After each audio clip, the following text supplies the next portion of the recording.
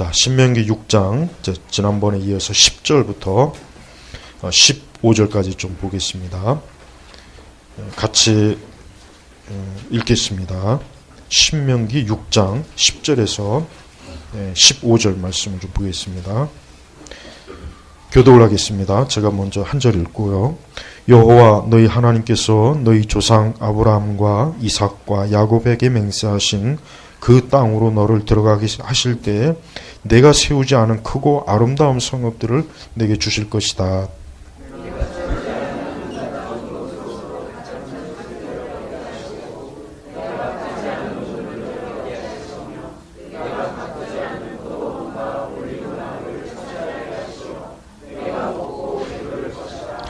그때 너는 이집트 땅 곧 종살이하던 집에서 너를 이끌어내신 여호와를 잊지 않도록 조심하여라.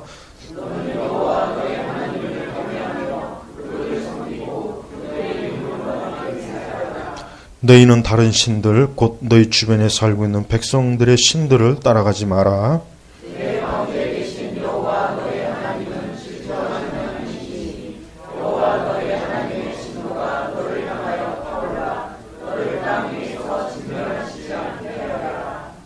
아멘. 자, 우상숭배에 대해서는 이제 이번 주 금요일 날 금요 강단에서 제가 이제 말씀을 증거할 거니까 그때 이제 잘 좀 들으시고, 여기 보니까 10절하고 11절 말씀 보면 우리 성도님들 여기서 보면 뭘 알 수가 있습니까? 하나님은 은혜의 하나님이십니다. 이 얘기는 뭐냐면, 자 보십시오. 10절에 보니까 내가 세우지 않은, 그래 11절에도 내가 채우지 않은, 내가 파지 않은, 내가 가꾸지 않은. 자 보십시오. 하나님께서는 이스라엘 백성들이 세우지도 않았고, 이스라엘 백성들이 농사짓지도 않았고, 이스라엘 백성들이 가꾸지 않은 것을 하나님께서 주신다는 지금 말씀을 한 거예요. 이게 뭡니까? 그러니까 하나님께서 자기 백성을 위해서 내가 너희들에게 좋은 것을 주겠다. 너희가 너희 손으로 만들지도 않았고, 씨를 뿌리지도 않았고, 세우지도 않았고, 너희가 하는 건 아무것도 없지만 내가 너희에게 은혜로 내가 너희에게 거저주겠다는 거예요. 하나님께서 어디 성읍들을 줄 테니까 한 평당 300만 원씩 쳐가지고 한 채당 뭐 1억 5천씩 각각 집에서 각출해라. 뭐 또 뭐 좋은 것이니까 이것도 돈을 좀 내야 되고, 또 우물도 하나당 뭐 한 300만 원씩. 여러분, 우리는 우물을 하찮게 여기지만 제가 어릴 때 70년대에는 저도 우물을 사용했어요. 우물 깊어요. 깊어. 그 우물이라고 하는 굉장히 중요해요. 여러분, 특히 이제 이 성경시대 이 중동은 우물이 없으면 사람이 물을 먹을 수가 없죠.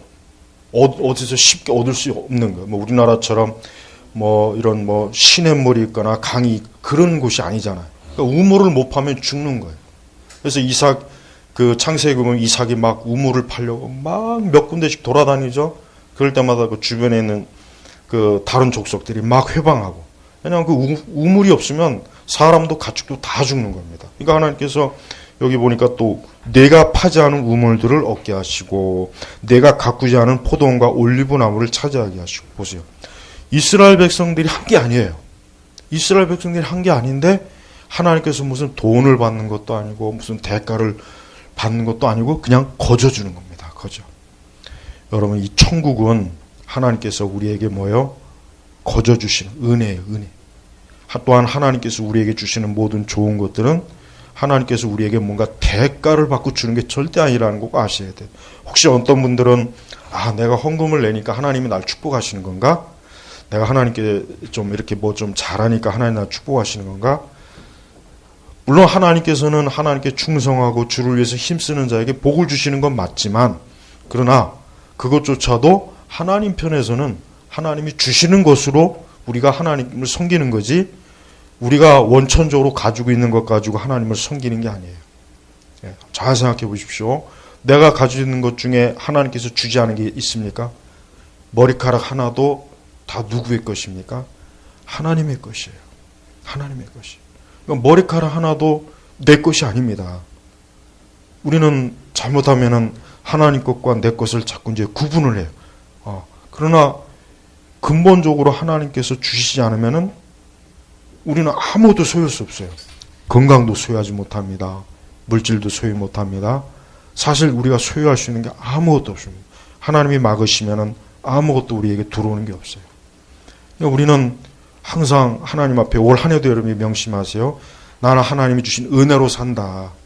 난 하나님께서 정말 내가 정말 하나님 앞에 받을 만해서가 아니고 내가 뭐 하나님께로께 뭘 좀 정말 뭔가를 하나님께 이렇게 대접을 해서가 아니라 이 모든 게 다 하나님께로부터 거저 주시는 거다. 사실 내가 할 일은 그냥 하나님이 주시는 것 가지고 내가 살아가는 거다. 이걸 절대 잊지 마십시오. 이거 정말 잊으면 안 돼요. 신앙생활 가운데 하나님의 은혜를 잊어버린 것만큼 최악은 없어요.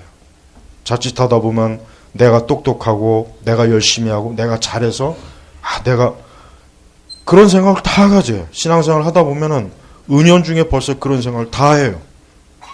절대 그런 생각하면 안 돼요. 정말 하나님이 위에서 주시는 은혜가 아니면은 아무것도 나는 손 하나 까딱을 할 수가 없습니다. 그러니까 자꾸 은혜를 잊어버리면 교만해집니다. 자만심이 생겨요. 그리고 하나님 앞에 자꾸 뭐 마치 내가 하나님께로부터 받을 만한 사람이니까 내가 하나님께로부터 이 정도는 받을 수 있어. 은연중에 그런 생각합니다. 절대 그런 생각 안 됩니다. 그래서 참된 믿음은 절대적으로 하나님께로부터 나는 은혜를 받은 사람이다. 내가 오늘 이렇게 교회를 오고 내가 숨을 쉬고 내가 먹고 마시고 내가 할 수 있는 건 아무것도 없는데 하나님께서 나에게 이렇게 은혜를 주셔서 내가 이렇게 오늘 존재하는 것이다라는 것을 정말 한순간도 잊으면 안 돼요. 신앙생활 하는데 하나님의 은혜를 잊는 것만큼 가장 나쁜 건 정말 없습니다. 자칫하다 보면은 우리 스스로의 힘을 과시하고 내가 그래도 좀 이렇게 자랑을 하잖아요. 우리는 괜히 뭐 내가 좀 뭐 했다. 내가 뭐 나는 좀 그래도 이럴 만한 이런 하나님께로부터 좀 이런 대접을 받을 만하다. 그런 생각을 합니다. 그런 생각하지 마십시오.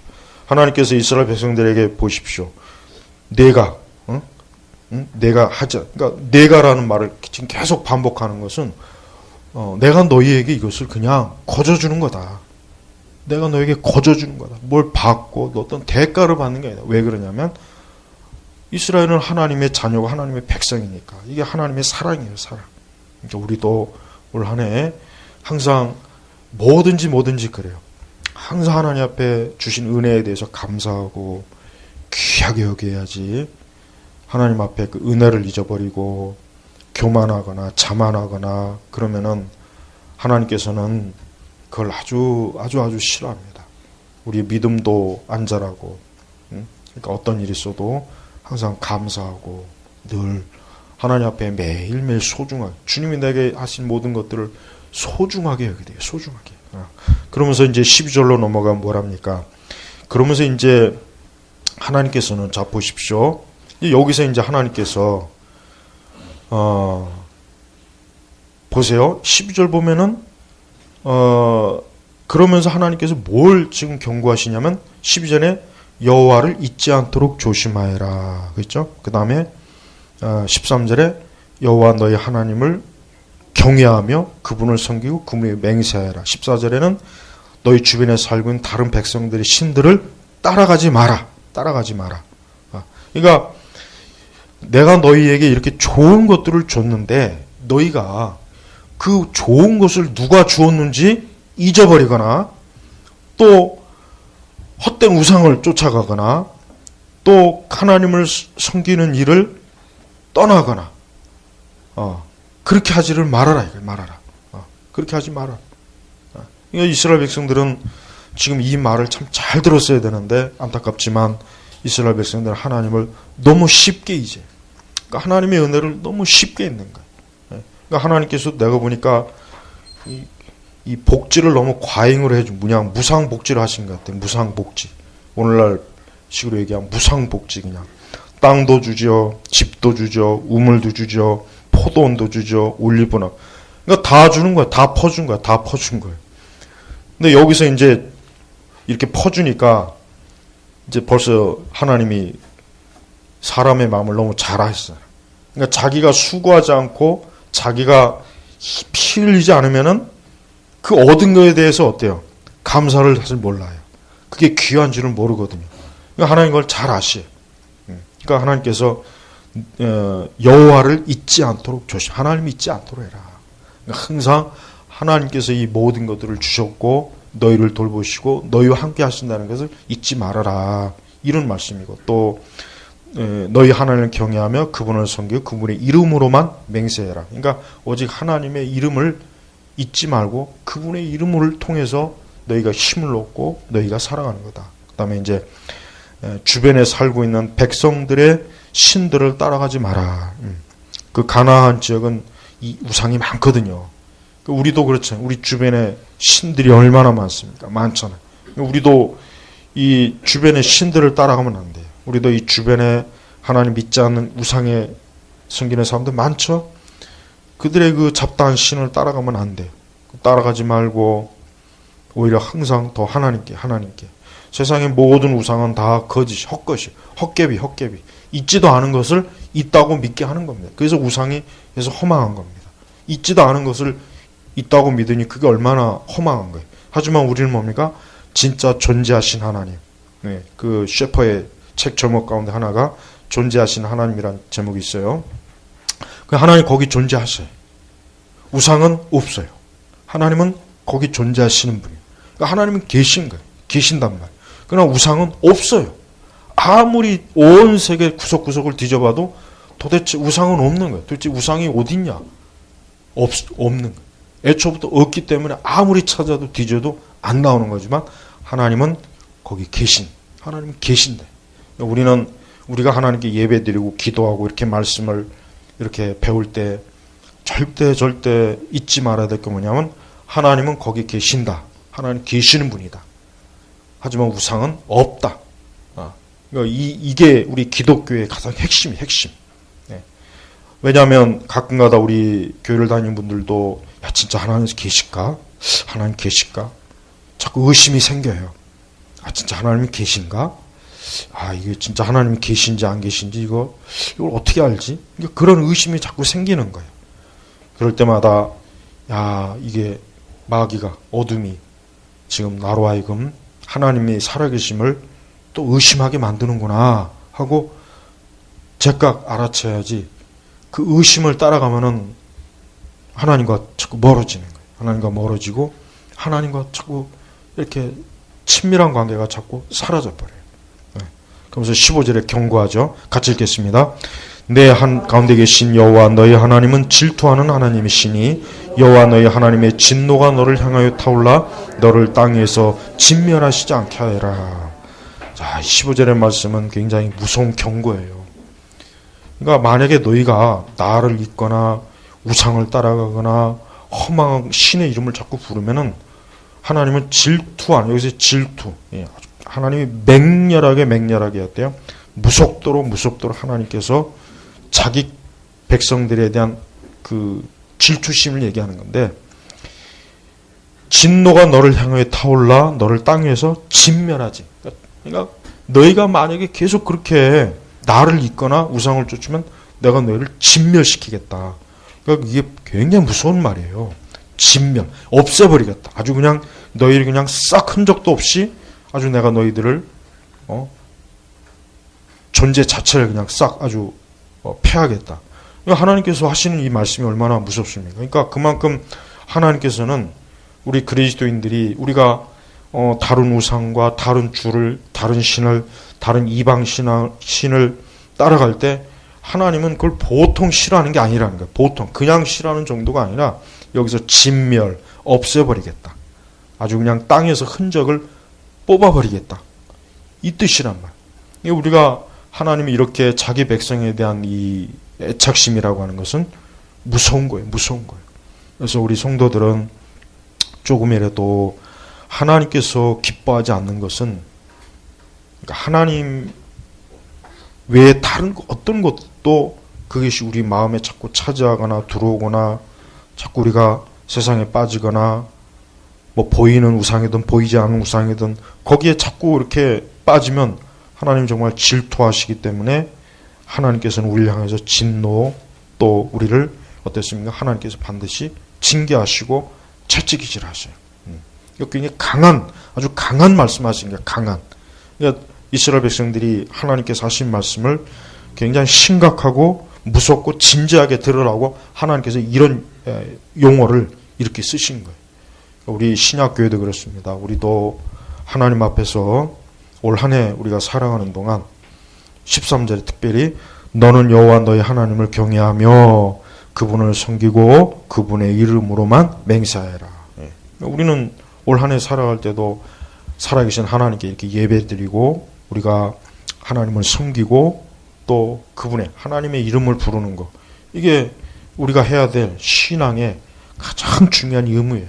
가장 중요해요. 이 의무를 만약에 우리가 제대로 하지 않으면 하나님께서는 분명히 거기에 대한 징계를 하시고 또 채찍도 내리시고 우리에게 어떤 고통과 아픔을 주세요.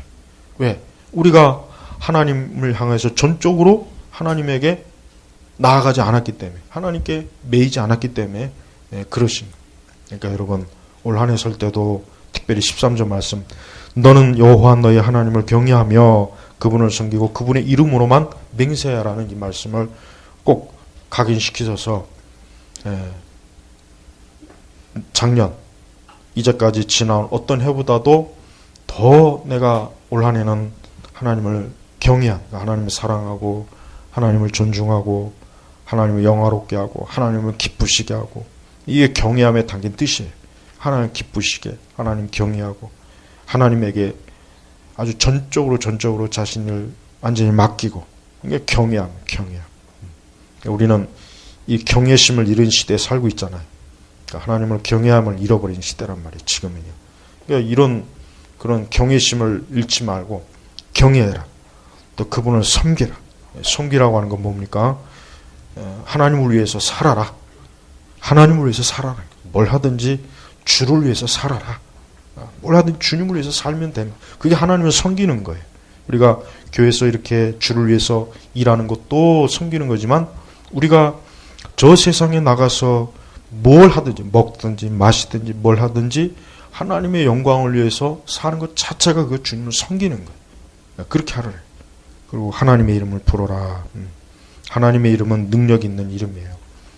성경에 보면은 하나님의 이름이 30몇 가지가 되는데 하나같이 다 의미가 있어요. 거기에 다 의미가 있습니다. 그래서 하나님의 이름을 부르는 것 자체가 우리에게는 복이요, 하나님의 축복이요, 은혜가 된다는 걸 여러분 잊지 마시기 바랍니다. 그래서 올 한 해 이 말씀, 잘 신명기에 있는 말씀 여러분 잊지 마시고 이 말씀 그대로 우리가 순종하고 따라가도록 해야 되겠습니다. 자, 이제 우리 잠깐 이제 기도할 제목은